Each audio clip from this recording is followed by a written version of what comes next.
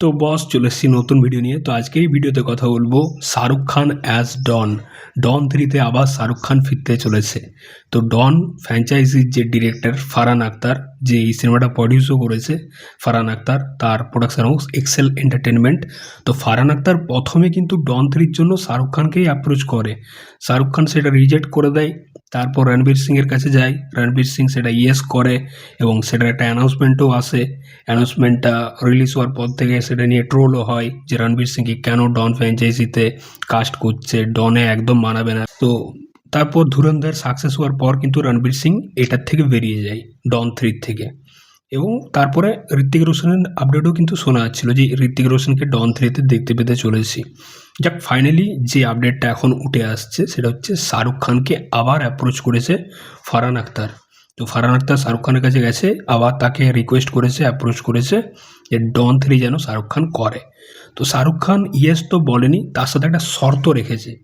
এই শর্তটা হচ্ছে জওয়ানের যে ডিরেক্টর অ্যাটলিকে এই ডন 3-তে ডিরেক্টর হিসেবে থাকতে হবে, তবেই আমি ডন 3 করব, না হলে করব না। এরকম একটা শর্ত, এরকম একটা ডিমান্ড কিন্তু রেখেছে শাহরুখ খান।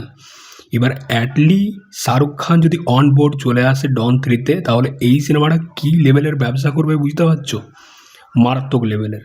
এবং শাহরুখ খান অ্যাজ ডন, মানে ওই ক্যারেক্টারটা অন্য কেউ করতেই পারবে না। শাহরুখ খানের ডন ক্যারেক্টারটা অন্য কেউ মানে রিপ্লেস করতেই পারবে না। রণবীর সিং ইম্পসিবল, কোনো দিন শাহরুখ খানের জায়গাটা নিতে পারবে না। শাহরুখ খান ইজ শাহরুখ খান। ঋত্বিক রোশনকে তাও হয়তো কষ্টাকষ্টি করে দেখে নিতাম, কিন্তু রণবীর সিং তো একদমই পারতো না। যাক, ফাইনালি আবার শাহরুখ খান কামব্যাক করতে চলেছে ডন ক্যারেক্টারে।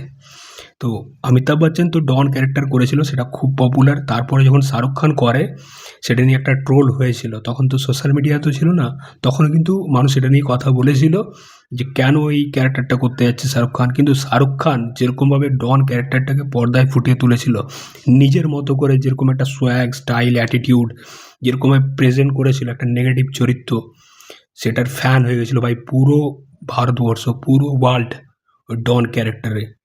তো দুটো পার্টই কিন্তু সাকসেসফুল ছিল। এবং শাহরুখ খানের ডন বস মস্তি চলে আসে ওই ক্যারেক্টারটাকে দেখলেই। বিশেষ করে ওই সেকেন্ড পার্টে ডন 2-তে ওই এন্ট্রি সিনটা, ওই বোটে করে আসছে, লম্বা লম্বা চুল, ওই যেরকমভাবে নামছে, সিগারেটটা ধরাচ্ছে, অ্যাকশন সিকোয়েন্স হেভি ভাই, হেভি। মানে ডন ফ্র্যাঞ্চাইজিতে শাহরুখ খান ছাড়া কারোকে মানাবেই না। যেরকম রেস ফ্র্যাঞ্চাইজিতে সৈফ আলি খান, ঠিক সেরকম ডন ফ্র্যাঞ্চাইজিতে কিন্তু শাহরুখ খান, ওটা রিপ্লেস করা ইম্পসিবল। যাই হোক, তো ফাইনালি কিন্তু এই আপডেটটা উঠে আসছে যে শাহরুখ খান ফারহান আখতারকে বলেছে যে ডন 3-তে অ্যাটলিকে ডিরেক্টর রাখতে হবে, তবে কিন্তু আমি ডন 3 করব। তো শাহরুখ খানও জানে যে এখন আমাকে ঠিকঠাক মতো প্রেজেন্ট করতে পারবে দুটো ডিরেক্টর, তার মনে হচ্ছে সেটা হচ্ছে অ্যাটলি এবং সিদ্ধার্থ আনন্দ। তো শাহরুখ খান বারবার কিন্তু এদের সাথেই কাজ করছে। সিদ্ধার্থ আনন্দের সাথে দুটো কাজ হচ্ছে, একটা তো পাঠান হয়েছে, এখন কিং করছে, অ্যাটলির সাথে জওয়ান করেছে, এবং এখনও আরেকটা সিনেমার কাজ চলছে। তো শাহরুখ খান এখন স্টার ডিরেক্টরের সাথে কাজ করতে চাইছে এবং ভালো পপুলার ডিরেক্টরের সাথে কাজ করতে চাইছে। তো শাহরুখ খান টাইম নিয়ে কাজ করছে, কিন্তু ভালো ভালো ডিরেক্টরের সাথে কাজ করবে বলে মানে এটা কিন্তু চিন্তাভাবনা করেছে।